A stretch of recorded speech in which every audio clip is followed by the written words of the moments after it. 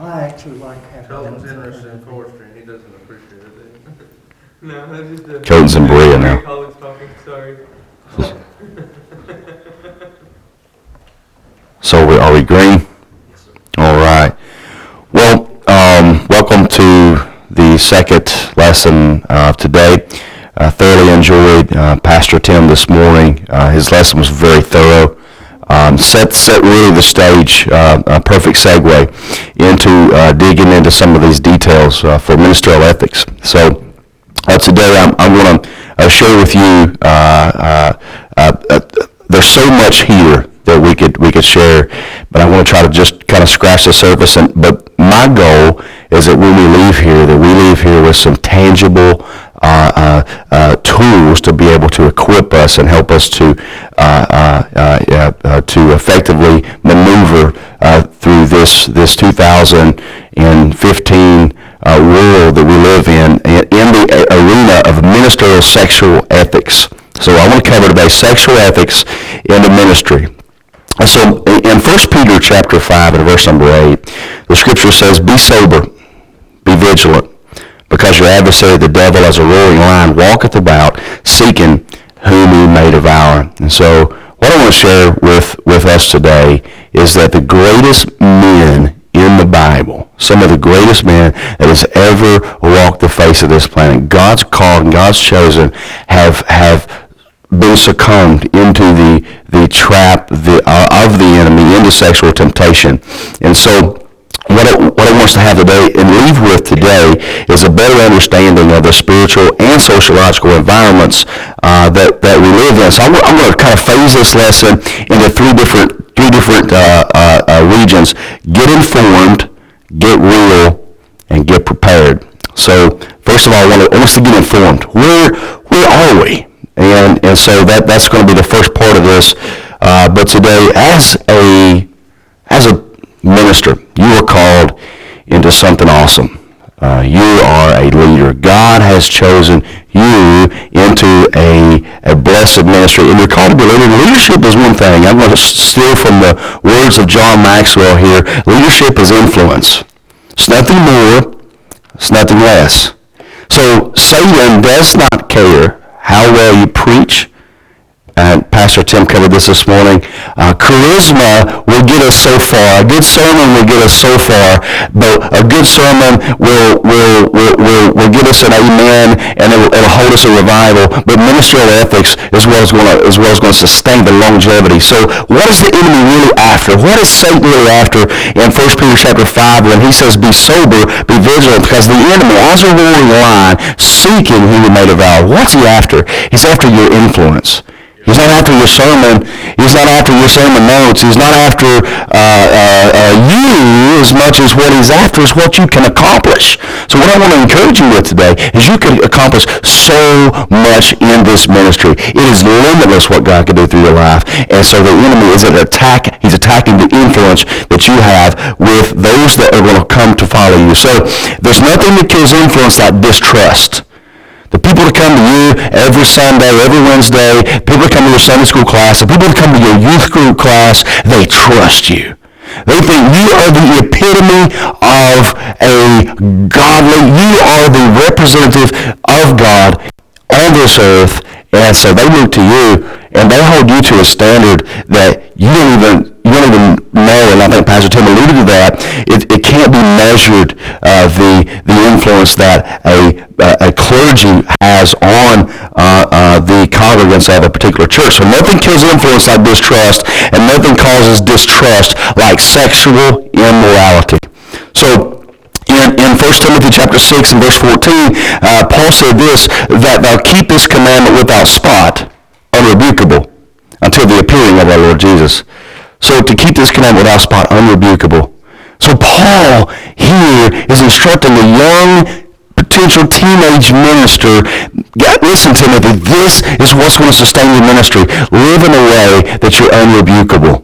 And so that is easier said than done. What Paul was doing is he was saying, first of all, Timothy, you got to get informed about where you are. So that's what I want to dive into today is let's get informed. And so the first part of this, what I want to do is I want to survey the social environment of the ministry. So in 1 He says to be vigilant, to be sober. In other places, he will say to be watchful, to be a watchman, to be a shepherd, to know all that's going around you. So I believe that what we should do as ministers, called to the ministry, is study the culture, study where we are right now. And so what I want to do right now is I'm going to take just a couple minutes and just give us a brief survey of the culture that we live in today. And so sex is everywhere. It's everywhere. Every commercial, the marketing industry has tapped into something. And over the past 15 years, they've been marketing this since as long as there was such thing as marketing, sex sells. And that is, I'm going to be very open through this lesson. This is a very difficult lesson to teach. But I want to be real. I don't want to dance around some of the topics. I want to be real through this. And so sex is everywhere. Every commercial, every TV program, on billboards, in the workplace, on social media, it is everywhere. Every commercial, every checkout line, every workplace, every school, the marketing industry has grown. They're financially benefiting because there's studies out there that show the benefit of these marketing companies promoting this, because it causes that reaction. It draws in.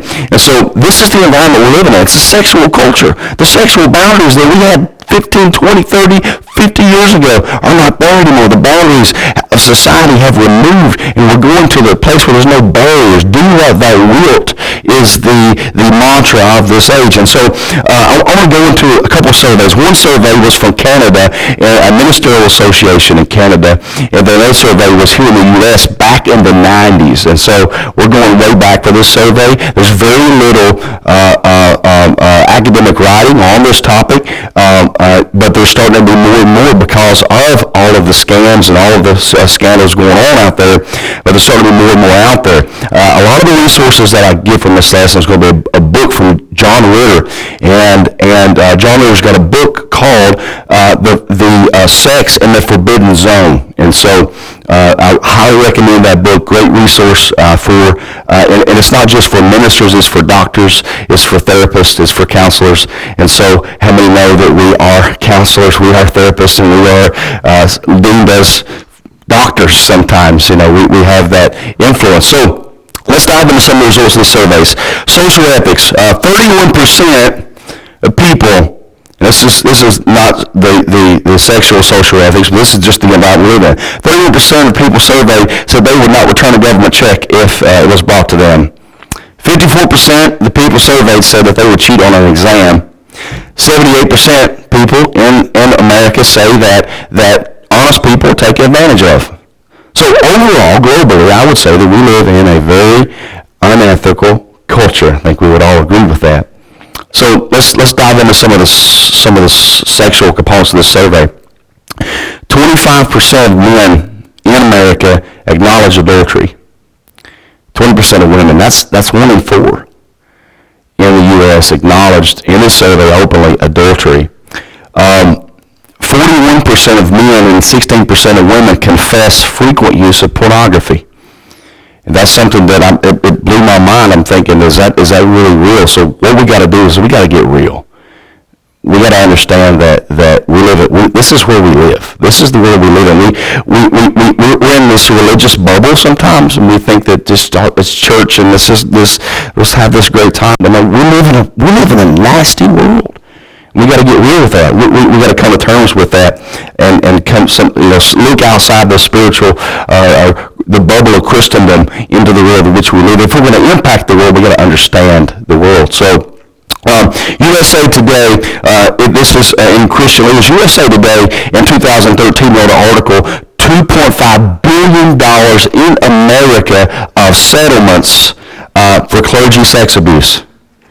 $2.5 billion in America. I'm going to tell you, our churches now, not to mention the kingdom, they can't afford that. So So, I mean, this is something that we can't afford the eternal impact. Forget the financial impact. We can't afford the eternal impact of clergy, a misrepresentation of the kingdom in sex abuse. 30% of pastors say that they work in a sexually tempting environment. 12% of pastors, now this is some shocking statistics, so 12% of pastors acknowledge sexual intercourse with someone other than their spouse. 12% of pastors surveyed in the U.S. said that. Of these, 69% were from their own congregation. 6% lost their job. 6% resulted in divorce. And then in Canada, 30% of pastors said on the survey that they struggled at some point with pornography use. So this is the reality. We are under attack. Pastor Barty said in the previous lesson, if you refer back to that, when you said you're called into the ministry, you put a target on your back, and you are under attack. You're under a magnifying glass of the enemy, and he has your number. And let's look at the pastoral or the ministerial work environment. Pastors on average work at least 51 hours a week on average in the ministry. I think that survey is probably a little bit weak because we spend more time than that on call, phone calls at night, things that we're working on. 30% of those surveyed work more than 60 hours a week. So that's a lot of time that we spend away from home, away from our spouses, away from our families, away from that environment, and in other environments. 11 evenings on average a minister on average spends 11 evenings outside the home each month. And so I'm going to be going somewhere with a family in a few minutes with that. And so what I want us to leave with today is some practical advice as far